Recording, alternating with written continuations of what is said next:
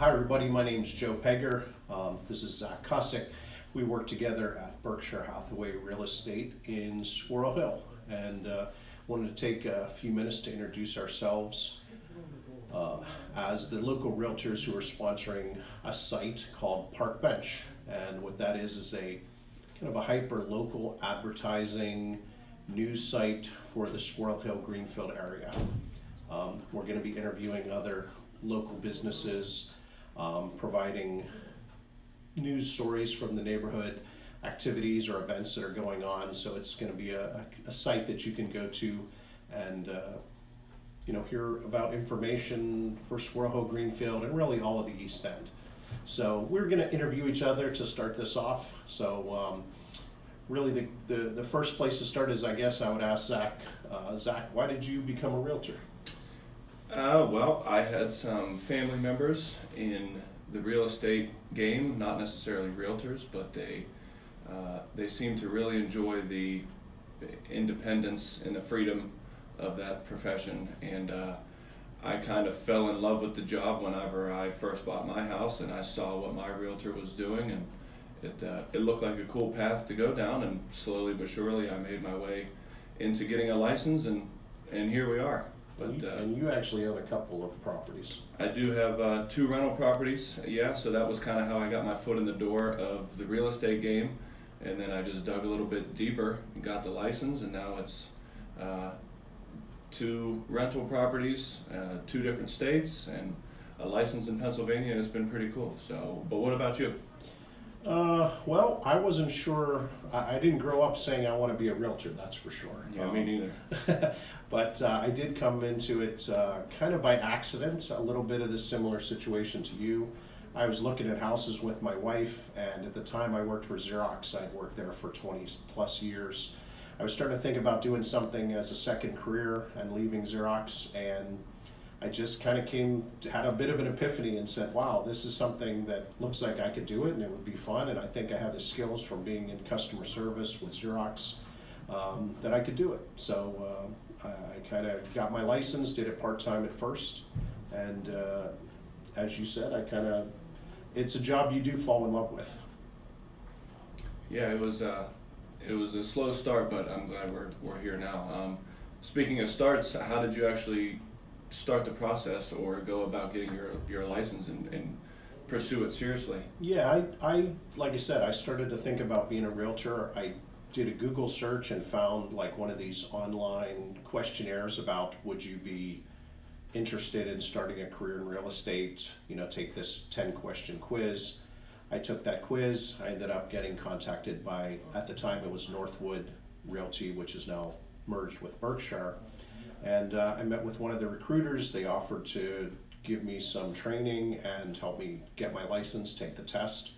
I did that. I was a agent part-time for the first 6 or 8 months to see if I would like it or not. And it did really well, really seemed to be a good fit for me. And when I had a chance to leave Xerox, I took a kind of a severance package and left and started real estate full-time. Never really looked back since then. How about you? How did you get into this? It sort of happened all in one day whenever I closed on my first house that I bought, and I called the office of my buyer's agent because I had a couple questions for him. I talked to him throughout the process of buying the home about what it's like to become a realtor, and the day I called the office, I actually called the wrong office. I called a Berkshire office, and somehow I got the wrong number, and the office manager that answered the phone was super easy to talk to and basically recruited me on the spot, and one thing led to another. They showed me how to go about all the studying, the testing, what things I needed to do and fill out to get the license and to start the courses, and it all was basically from one wrong phone number that I dialed, and same outcome that I wanted though, but it was kind of strange how it happened. Yeah. But it was pretty cool. That is funny how sometimes going down the wrong path ends up leading you somewhere you didn't know you wanted to go. What do you think makes you stand out as a realtor? I think realtors are generally, from what I've seen, older than myself, and I think that helps me stand out. And when I first started, I thought that makes me stand out in a bad way, but the more I realized that this is done basically 100% online. There's different things you can do to help your career online. Basically, what we're doing right now, starting a website, having a good social media presence, that comes more easily to the younger generations, and I think I'm part of that younger generation, at least for a little while here. I did just turn 31, and it doesn't feel like it, but I think that's what helps me stand out, is just being on the younger side of basically realtors' ages for the most part. So, but what about you? Well, I guess I won't take offense to the fact that I'm not young. Maybe that's why that makes us a good team. I would say I'm experienced. I think what makes me stand out is, as I mentioned, I had a lot of time at Xerox where I stood in front of customers. I never had a job where I punched a clock and had to be in an office, so I was always traveling, meeting people, talking to customers, and that gave me a good foundation to get into real estate. It really kind of translated well into it. My philosophy is this: I don't really ever sell houses. I sell myself and my service, my expertise, knowledge of the market to people, and I help them make educated decisions on whether it's a good time for them to buy or sell, or navigate through the process. And for me, really, the main thing is to develop relationships with my buyers and sellers, to have them not just make money on them as a client, but to develop relationships with them. Because as Zach said, it's a technical field. It's a field that you have to do a lot of online things, and instantaneous information is shared through things like DocuSign and through Zillow and websites and multi-list. But it's also still a people business, and people have to trust you. They have to respect your opinion. They have to feel that you have their best interests at heart, both financially and for their families. And I think the key to that is developing long-term relationships where you become the, hey, I know a realtor that can help you. So they recommend you to their friends, family, sons, daughters when they go to sell, or if people talk to them about moving, they say, oh yeah, I had a great realtor and he helped me or she helped me. Also the other thing is, I'm a local Pittsburgher. I love Pittsburgh. I grew up here. I moved to DC for about 5 or 6 years, and then I got a chance to come back, and I've been back ever since. And there's lots of things that I love about Pittsburgh.